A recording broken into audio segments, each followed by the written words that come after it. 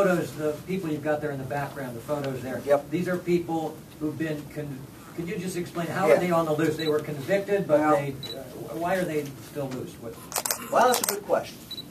These are all individuals who were convicted of a sex offense, who went on the list, registered sex offenders. They were supposed to report. They may have reported for a while, but at some point after their conviction, after they served their time, after they came back out on the street, at some point they stopped reporting and they're just gone. And we don't know where they are.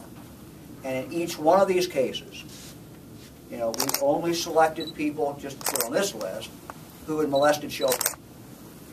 And only people where there had been an outstanding warrant that has been issued.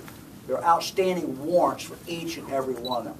There are other people, if you look at my statement, there are other people who were not in compliance, but maybe they've only been missed at one time, or you know, a warrant has not been issued for them. All these clowns, you know, these scum, they all have a warrant issued for them. Because they didn't report? Yeah, they didn't report. Okay. They were punished for their original crime. They were punished, but the requirement of the law was they have to, they're on the registry, they have to tell the local sheriff when they're moving, they have to report periodically into the local sheriff. We keep a database at BCI. These guys, and a few women on there, you know, they're out. We don't know where they are. Again, not the only part of this program, but it's one part, the fifth prong of what we're talking about. Unfortunately, blood is thicker than water sometimes. What are you doing as far as family members and friends that may be harboring these people? Well, that's a very good question. And the investigation, you know, when you have an outstanding warrant, you know, it's in the computer. Any law enforcement agency who comes across one of these individuals, you know, has the ability. They make a stop, a traffic stop. Many times they're picked up on a traffic stop. But frankly, sometimes they just bore down, and they're just hidden, and they don't report. And so they're like anybody else with an outstanding warrant. You know, all law enforcement worries about finding them, but the local police department or local sheriff's office, where that crime originally was committed, or in this case where they were supposed to report, you know, is the one who focuses on that. What we're going to try to do, frankly, is publicize this and get these pictures out. It's no different than, you know, the FBI's 10 most wanted. I mean, you put pictures out. You ask the public to help find them, and that's what we're going to do. That's what's going to be different about what we're doing. We're going to publicize these individuals. They're supposed to be reporting. They're all sex offenders. They all have a record, a prior record of molesting children. They've been convicted of that, and they're not reporting. Again, it's only one of the 5 prongs. You know, a lot of other things going on in what we've announced. It's the most visual today, but we've got a lot of other things going on that we think are very, very important. Are you adding staff, or are you just removing people within the office? We're adding staff. We're adding 15 people. I can't imagine that there wasn't anybody dedicated to this before that, though. So these are 15 brand new people, or I mean, we're not starting from scratch here in our defenses against sex offenders, correct? Well, the BCI does many things. Local law enforcement does many things. As you all know, the primary responsibility for law enforcement in this state is at the local level. And historically, while BCI has my understanding in talking to people at BCI is periodically BCI has done different things in the area in regard to trying to go after the sex offenders. Now, BCI, you know, we house the database for sex offenders, and so BCI has always done that. But what is new here is BCI, when I took office, was not going on the internet and trolling and every day. It's very labor intensive. It's not easy. It takes a lot of attention to it. You have to be able to talk as a 12-year-old would talk or 14-year-old would talk on the internet. But it is done. And many of the departments that are represented here today have done this and have done this very well.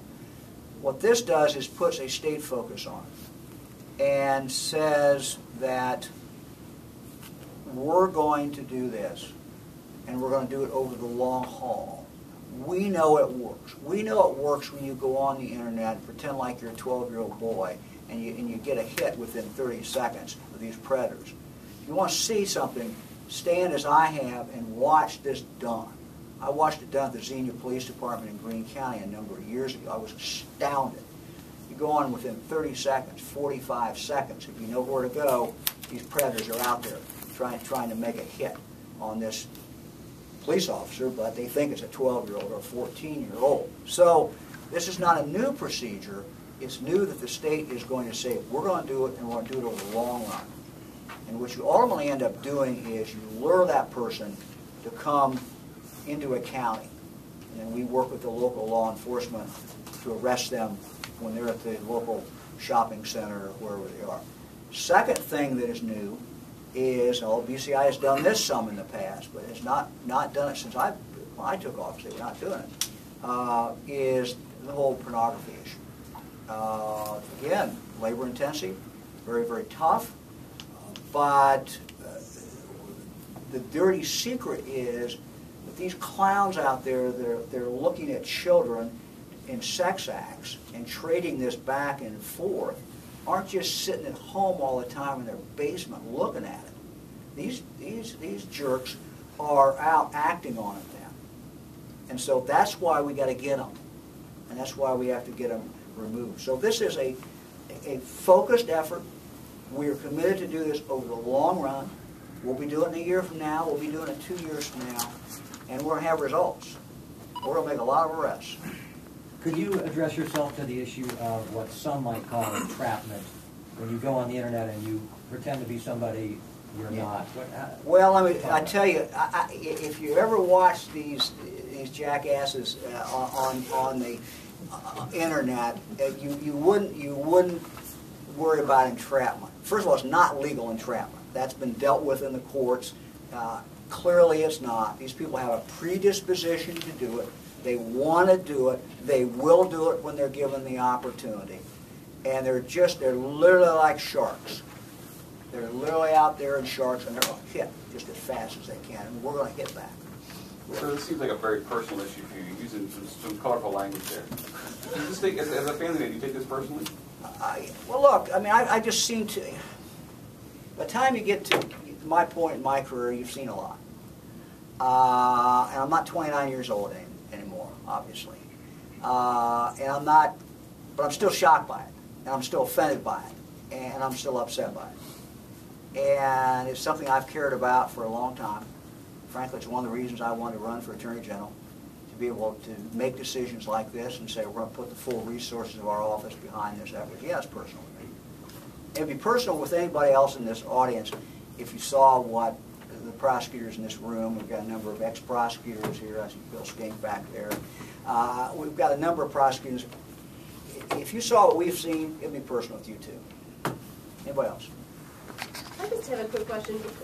You mentioned Penn State, and now we're hearing from Syracuse. I think parents might have a question about, how do you make sure that the people that are around your children every day are safe from sex offenders? And I know that's slightly off topic, but I wondered if you had any advice to that. Or look, this is tough. we have 8 kids and we have 17 grandkids, and these kids are on the internet all the time. It's not easy. I could stand up here and preach and tell you how to do it, but every parent's got to kind of figure it out for themselves. It's tough. It's tough for a parent to know what's going on, what that child is doing on the internet. I would be very concerned about the internet because there's so many they're just bad people out there, and they're literally sitting at home in their basement or somewhere and doing this stuff.